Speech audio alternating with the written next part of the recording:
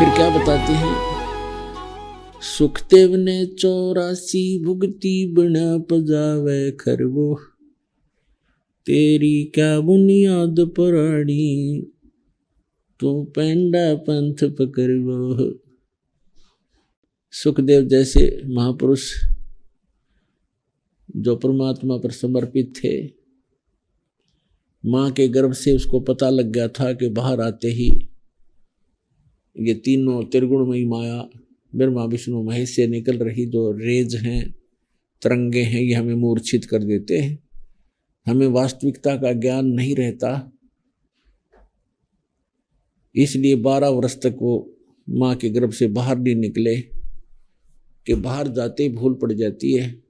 मनुष्य जीवन बहुत ही कीमती है।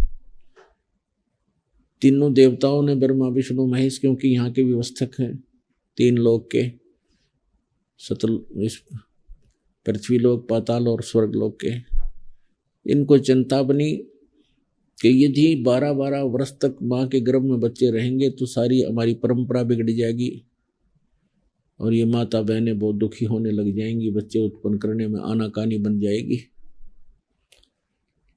तब इन तीनों ने आकर के वेद व्यास जी की पत्नी के पास आकर के गर्भ में सुखदेव ऋषि से कहा था कि सुखदेव बाहर आओ, आप ऐसा काम मत बिगाड़ो हमारा, ये परंपरा मत खराब करो। 9 महीने में बहनें तंग हो जाती हैं बच्चे को गर्भ में रख कर, और आप 12 वर्ष तक गर्भ में हो, बाहर आ जाओ।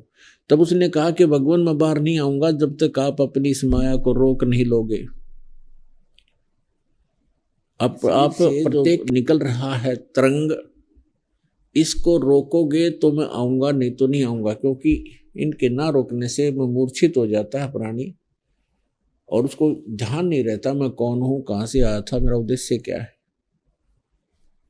तब तीनों देवता ने कहा भी हम ज्यादा देर इसको नहीं रोक सकते, हमारा शरीर फट जाएगा, ये हमारे बस की बात नहीं। जैसे हम पुण्यात्मा सांस रोकते हैं तो सांस रोकने का कुछ समय ही होता है, हमारे से ज्यादा नहीं रोक सकते, हम मर जाएंगे। यही स्थिति इन भगवानों की है। ये सपने से निकल रही जो रेज हैं, इनके बस की बात नहीं कि रोक सकें ज्यादा से। इन्होंने कहा कि हम केवल इतनी देर रोक सकते, फ्रिक्शन ऑफ सेकेंड। तब सुखदेव ने कहा कि आप इतनी ही देर रोक दो। तब ब्रह्मा विष्णु महेश ने इतनी देर ही सांस घोटा था, तब वो बाहर निकला, वो चले गए अपना। उधर से व्यास जी ने देखा, व्यास जी ने पता चला कि 12 वर्ष में पुत्र की प्राप्ति हुई है। बाहर आते, अंदर तो छोटा शरीर था, मां के गर्भ से बाहर आते ही 12 वर्ष की आयु जितना शरीर एकदम बढ़ गया उसका। तो उसको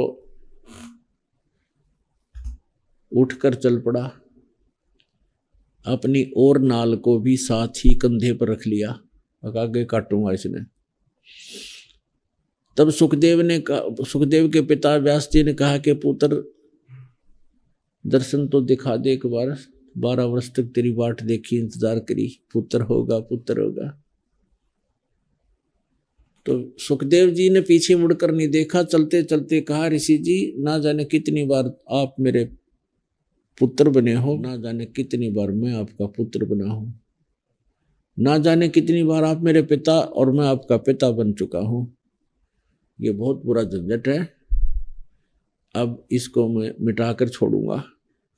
मैं आपके की तरफ देखूंगा नहीं, कहीं मेरी ममता आप में ना हो जाए।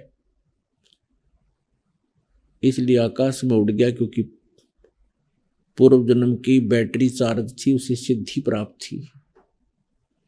आगे जाके पृथ्वी पर उतरा, अपनी ओर नाल को काटा और भक्ति करनी शुरू की।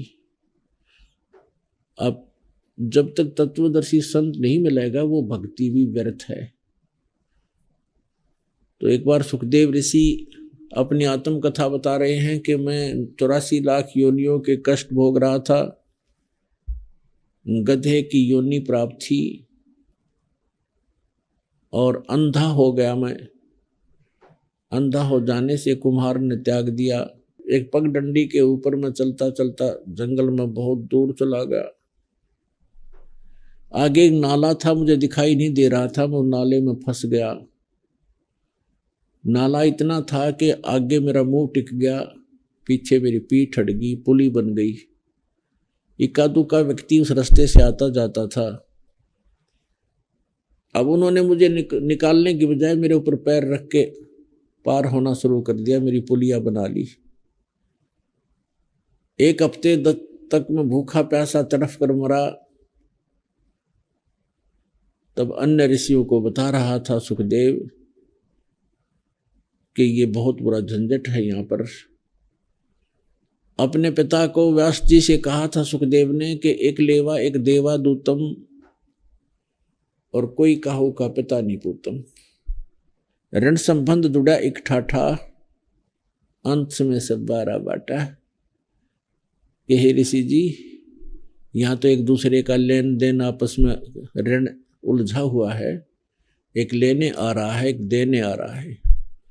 आप देखते हैं एक पिता शराब पीता है, पुत्र खूब कुमा कुमा कर लाता है, तो उस पिता ने कभी उस पुत्र ने किसी जन्म में ऐसे ही ऋण इकट्ठा किया हुआ था जो आज पिता उससे वो ग्रहण कर रहा है।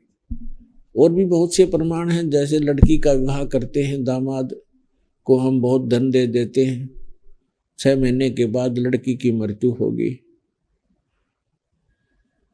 और वो जो वो मांगता था वो ले गया, सारा पूरा हुआ। तो परमात्मा कहते हैं एक लेवा एक देवा दूतम और कोई किसी का पिता नहीं पूतम। ऋण संबंध जुड़ा एक ठाठा। ऋण के संबंध से, एक दूसरे के कर्ज के कारण आप यहाँ पर एक दूसरे से जुड़े हो। जब मृत्यु के उपरांत से 12 बाट हो जाओगे। 12 बाट मीन किसी का कहीं जन्म होगा, किसी का कहीं होगा, कोई किसी योनि में जाएगा, कोई कहीं स्वर्ग में जा रहा होगा। तो ये तुम्हारा ये अस्थायी जुगाड़ है।